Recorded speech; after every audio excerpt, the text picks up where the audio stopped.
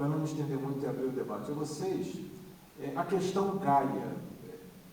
De uma maneira interessante, durante a semana, trocando mensagens com a Naelta e pensando sobre o que eu poderia trazer aqui para a nossa conversa, eu pensei na hipótese Gaia porque, recentemente, um biólogo americano publicou um livro extremamente interessante, chamado A Hipótese Medeia, em contraposição ao mito de Gaia. Gaia, na mitologia grega, é a Mãe Terra, é a deusa que zela pelo bem-estar do nosso meio ambiente, de uma maneira muito ampla, não é algo como a Mãe Natureza, ou uma deusa da água ou do ar, é a Mãe Terra como sua totalidade. O James Lovelock, nos anos 70, um biólogo americano e ativista de meio ambiente, ele cunhou no livro esse termo Gaia como baseado na seguinte ideia: sendo a vida um processo tão claramente integrado na evolução da própria Terra e vice-versa, a Terra poderia ser considerada, ela mesma, considerada um organismo vivo, na medida em que ela oferece condições e interage com as formas de vida, de maneira que a evolução de um não pode ser entendida sem você entender a evolução do outro. A vida não pode ser entendida sem a evolução da Terra, e a evolução da Terra responde à evolução da vida. Nós vivemos em uma atmosfera que foi criada pela vida.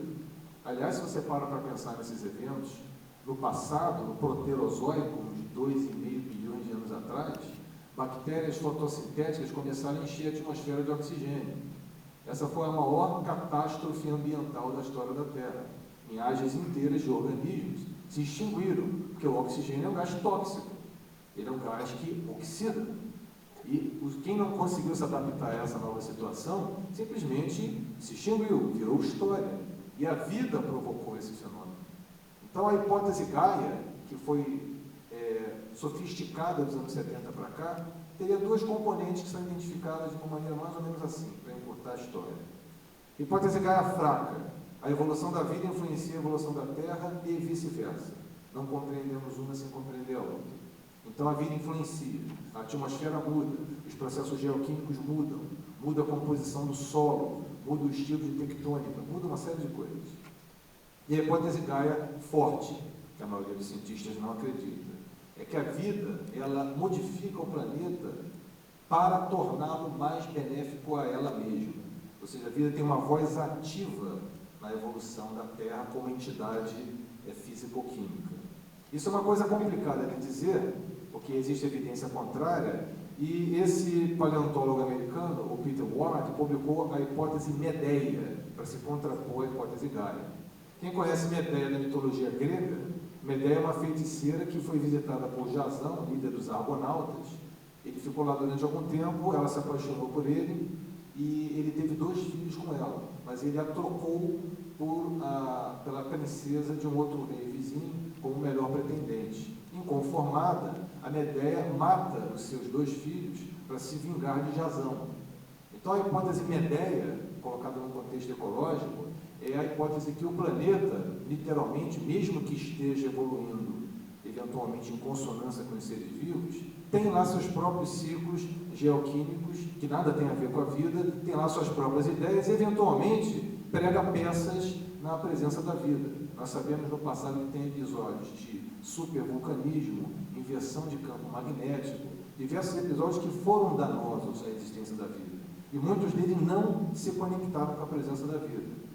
Nós sabemos, com certeza, que em algumas centenas de milhões de anos, a evolução da atmosfera da Terra tornará o planeta inabitável, porque os próprios ciclos naturais que promovem o efeito estufa obrigam a, se aumenta o brilho do Sol, diminua a concentração de dióxido de carbono, é um ciclo natural. O que pouca gente para pensar é que essa concentração de dióxido de carbono vai cair a um nível tão baixo que a fotossíntese vai ficar impossível, porque as plantas precisam dessa concentração para poder fixar a matéria biológica. Isso vai acontecer, de acordo com os modelos mais pessimistas, em apenas 400 milhões de anos. Os modelos mais otimistas vai durar uns 800, talvez. Isso muito antes do Sol se transformar em gigante vermelho e todas aquelas catástrofes que as pessoas gostam de comentar. A Terra ficaria inabitável muito antes disso. Então, a vida segue qual cartilha? Gaia ou Medeia? É interessante e desejável deflagrar o processo vivo num local do universo que não experimentou esse processo? Nós devemos terraformar Marte, devemos tomar cuidado quando formos a Marte, devemos tornar Marte uma reserva biológica, os asteroides também, as luas de Júpiter. Vem à mente a Europa, que talvez seja o lugar mais interessante fora da Terra, em que possa haver vida como a gente conhece, baseada em água, carbono e fontes de energia térmica. A missão Europa já foi aprovada, vai ser construída em breve e deve chegar em 2020 em Europa. Vai envolver um orbitador de Júpiter, um orbitador de Europa e outro de Ganymede, que é outro satélite de Júpiter, e 2 naves de pouso.